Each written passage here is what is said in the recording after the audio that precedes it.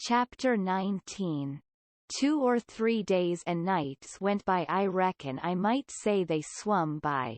They slid along so quiet and smooth and lovely. Here is the way we put in the time. It was a monstrous big river down there, sometimes 1.5 miles wide. We run nights, and laid up and hid daytimes. Soon as night was most gone we stopped navigating and tied up, nearly always in the dead water under a towhead, and then cut young cottonwoods and willows, and hid the raft with them. Then we set out the lines.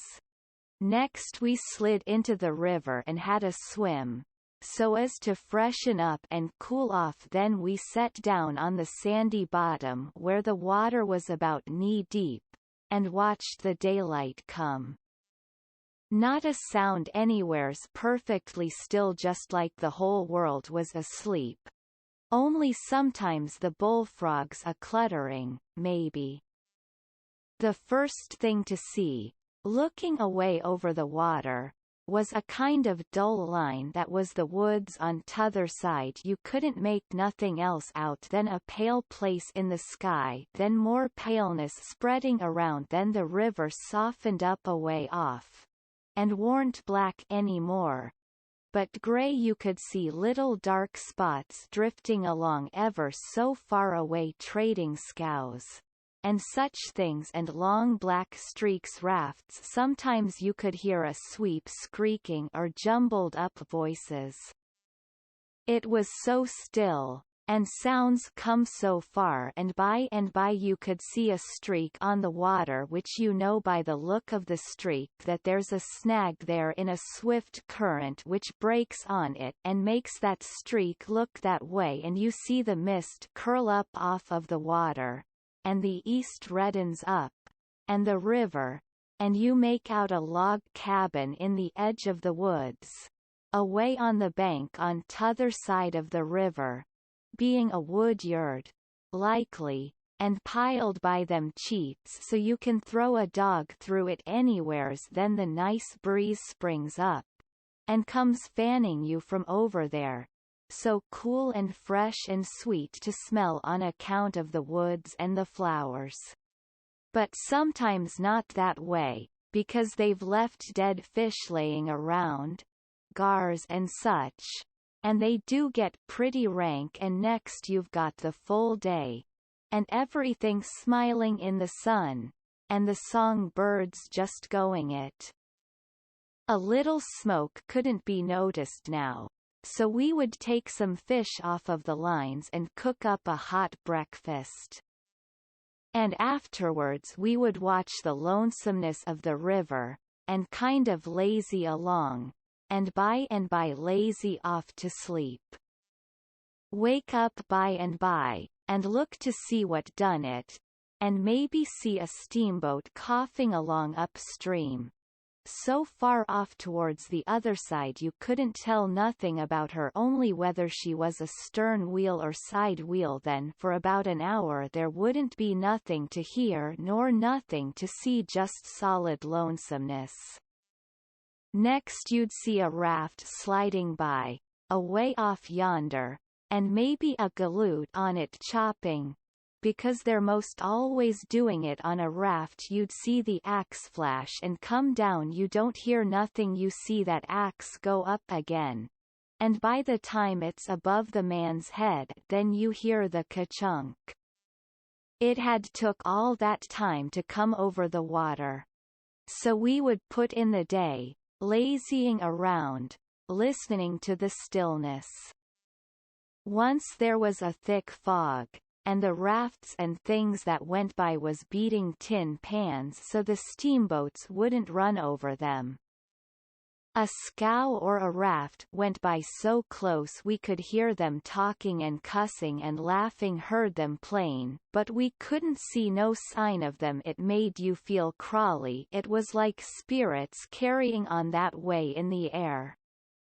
Jim said he believed it was spirits, but I says, no, spirits wouldn't say, "Durn the durn fog."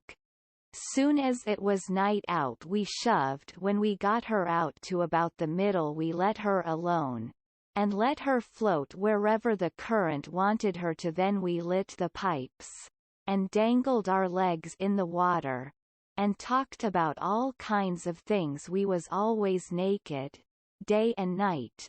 Whenever the mosquitoes would let us, the new clothes Buck's folks made for me was too good to be comfortable. And besides I didn't go much on clothes, nohow. Sometimes we'd have that whole river all to ourselves for the longest time. Yonder was the banks and the islands, across the water, and maybe a spark which was a candle in a cabin window, and sometimes on the water you could see a spark or two on a raft, or a scow. You know, and maybe you could hear a fiddle or a song coming over from one of them crafts. It's lovely to live on a raft.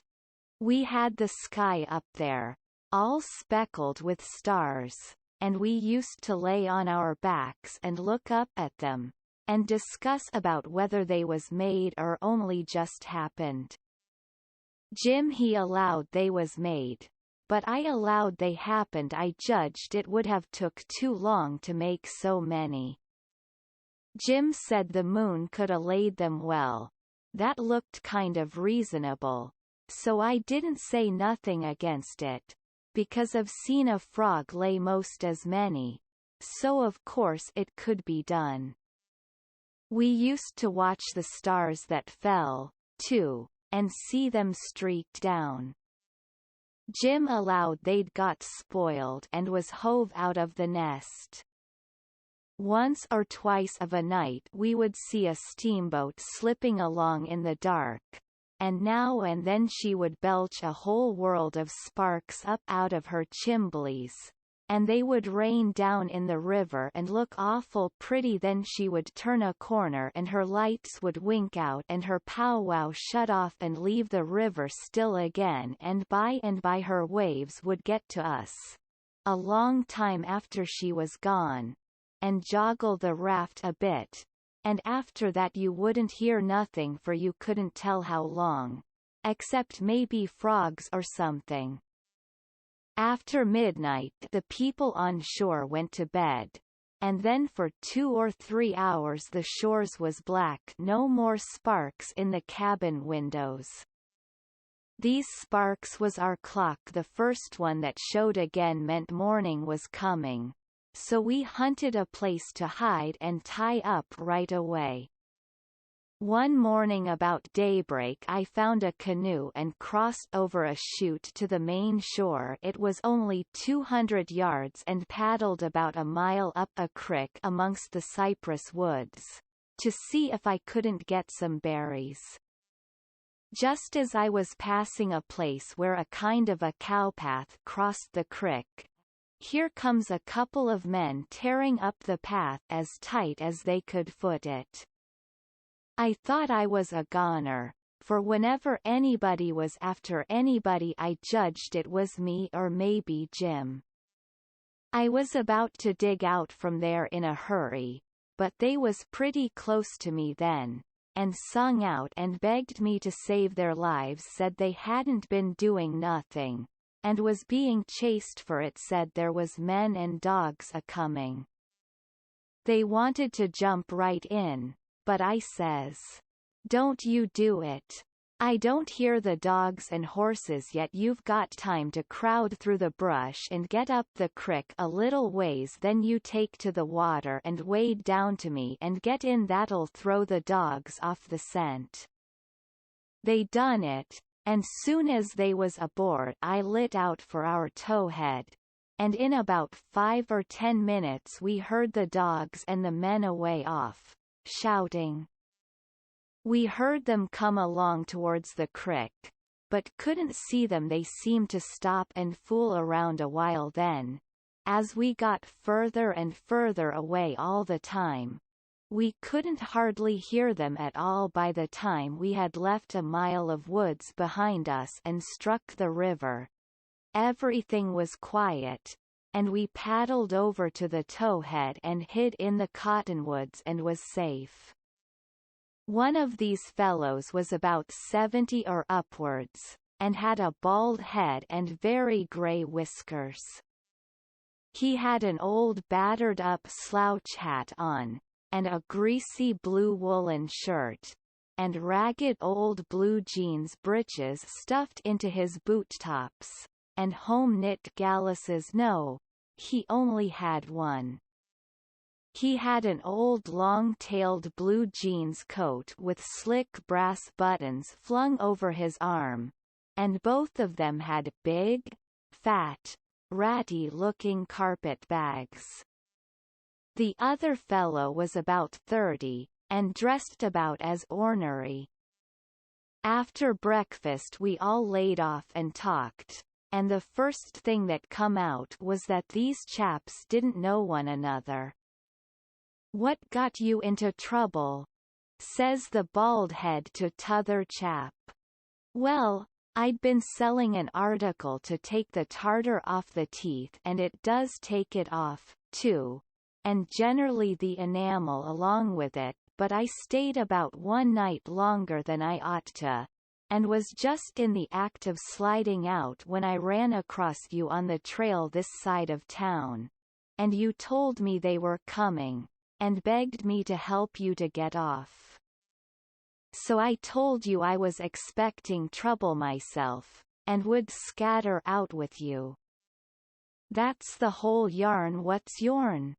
"Well, I'd been running a little temperance revival thar 'bout a week, and was the pet of the women folks, big and little, for I was makin' it mighty warm for the rummies, I tell you, and talkin' as much as $5 or $6 a night, 10 cents a head, children and niggers free and business a-growin' all the time, when somehow or another a little report got around last night that I had a way of puttin' in my time with a private jug on the sly.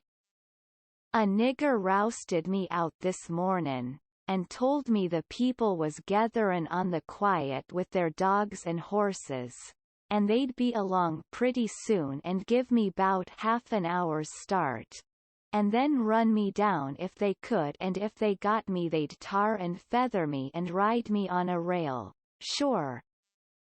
I didn't wait for no breakfast, I warn't hungry." "Old man," said the young one, "I reckon we might double-team it together. What do you think?" "I ain't undisposed. What's your line mainly?" "Jour printer by trade, do a little in patent medicines, theatre actor, tragedy. You know, take a turn to mesmerism and phrenology when there's a chance, teach singing, geography school for a change, sling a lecture sometimes. Oh, I do lots of things, most anything that comes handy, so it ain't work." "What's your lay?" "I've done considerable in the doctoring way in my time. Layin' on o' hands is my best holt for cancer and paralysis, and sich things, and I kin tell a fortune pretty good when I've got somebody along to find out the facts for me. Preachin's my line, too, and workin' camp meetin's, and missionaryin' around." Nobody never said anything for a while, then the young man hove a sigh and says, "Alas! What re you alassin' about?" Says the bald head. "To think I should have lived to be leading such a life, and be degraded down into such company." And he begun to wipe the corner of his eye with a rag. "Durn your skin, ain't the company good enough for you?" says the bald head, pretty pert and uppish. "Yes, it is good enough for me. It's as good as I deserve for who fetched me so low when I was so high. I did myself. I don't blame you, gentlemen, far from it. I don't blame anybody. I deserve it all. Let the cold world do its worst. One thing I know, there's a grave somewhere for me. The world may go on just as it's always done, and take everything from me, loved ones, property, everything, but it can't take that. Someday I'll lie down in it and forget it all, and my poor broken heart will be at rest. He went on a wiping. Draught your poor broken heart, says the bald head. What are you heaving your poor broken heart at us for? We hain't done nothing. No, I know you haven't. I ain't blaming you, gentlemen. I brought myself down. Yes, I did it myself. It's right I should suffer, perfectly right. I don't make any moan. Brought you down from war? War was you brought down from? Ah, you would not believe me. The world never believes. Let it pass. 'Tis no matter. The secret of my birth. The secret of your birth. Do you mean to say? Gentlemen, says the young man, very solemn, I will reveal it to you, for I feel I may have confidence in you. By rights I am a duke. Jim's eyes bugged out when he heard that, and I reckon mine did, too. Then the bald head says, no, you can't mean it? Yes. My great-grandfather, eldest son of the Duke of Bridgewater, fled to this country about the end of the last century, to breathe the pure air of freedom, married here, and died, leaving a son, his own father dying about the same time. The second son of the late Duke seized the titles and estates. The infant real Duke was ignored. I am the lineal descendant of that infant. I am the rightful Duke of Bridgewater, and here am I, forlorn, torn from my high estate, hunted of men, despised by the cold world, ragged, worn, heart-broken, and degraded to the companionship of felons on a raft. Jim pitied him ever so much, and so did I. We tried to comfort him, but he said it warn't much use. He couldn't be much comforted, said if we was a mind to acknowledge him. That would do him more good than most anything else, so we said we would, if he would tell us how. He said we ought to bow when we spoke to him, and say your grace, or my lord, or your lordship, and he wouldn't mind it if we called him plain Bridgewater, which, he said, was a title anyway, and not a name, and one of us ought to wait on him at dinner, and do any little thing for him he wanted done. Well, that was all easy, so we done it. All through dinner Jim stood around and waited on him, and says, will yo, Grace, have some o' dis or some o' dat? And so on, and a body could see it was mighty pleasing to him. But the old man got pretty silent by and by, didn't have much to say, and didn't look pretty comfortable over all that petting that was going on around that Duke. He seemed to have something on his mind. So, along in the afternoon, he says, looky here, Bilgewater, he says, I'm nation sorry for you, but you ain't the only person that's had troubles like that. No? No, you ain't. You ain't the only person that's been snaked down wrongfully out in a high place. Alas. No, you ain't the only person that's had a secret of his birth. And, by jings, he begins to cry. Hold. What do you mean? Bilgewater, can I trust you? Says the old man, still sort of sobbing. To the bitter death. He took the old man by the hand and squeezed it, and says, "That secret of your being speak." Bilgewater, "I am the late Dauphin." "You bet you." Jim and me stared this time. Then the Duke says, "You are what?" "Yes, my friend, it is too true your eyes is lookin' at this very moment on the poor disappeared Dauphin. Louis XVII, son of Louis XVI and Mary Antoinette." "You. At your age. No. You mean you're the late Charlemagne. You must be 600 or 700 years old, at the very least." "Trouble has done it, Bilgewater. Trouble has done it. Trouble has brung these grey hairs and this premature balditude. Yes, gentlemen, you see before you, in blue jeans and misery, the wanderin', exiled, trampled on, and sufferin' rightful King of France." "Well," he cried and took on so that me and Jim didn't know hardly what to do. We was so sorry and so glad and proud we'd got him with us, too. So we set in, like we done before with the Duke, and tried to comfort him. But he said it warn't no use, nothing but to be dead and done with it all could do him any good, though he said it often made him feel easier and better for a while if people treated him according to his rights, and got down on one knee to speak to him, and always called him Your Majesty, and waited on him first at meals, and didn't set down in his presence till he asked them. So Jim and me set to majestying him, and doing this and that and t'other for him, and standing up till he told us we might set down. This done him heaps of good, and so he got cheerful and comfortable. But the Duke kind of soured on him, and didn't look a bit satisfied with the way things was going still.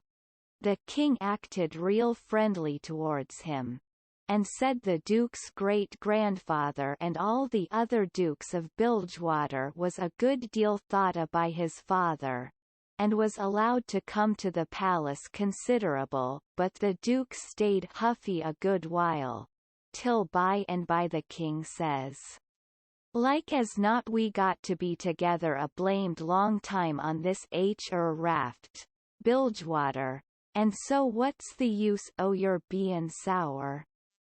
It'll only make things uncomfortable. It ain't my fault I warn't born a duke, it ain't your fault you warn't born a king, so what's the use to worry? Make the best o' things the way you find 'em, says I. That's my motto. This ain't no bad thing that we've struck here, plenty grub and an easy life come. Give us your hand, Duke, and le's all be friends."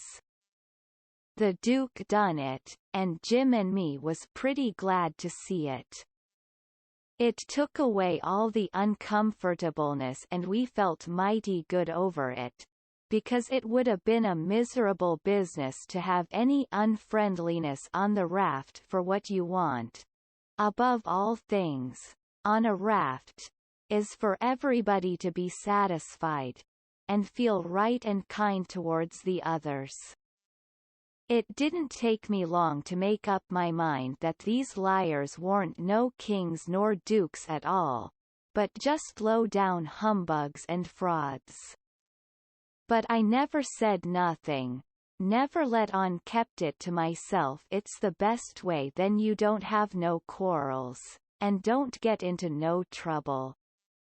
If they wanted us to call them kings and dukes, I hadn't no objections, long as it would keep peace in the family, and it warn't no use to tell Jim, so I didn't tell him.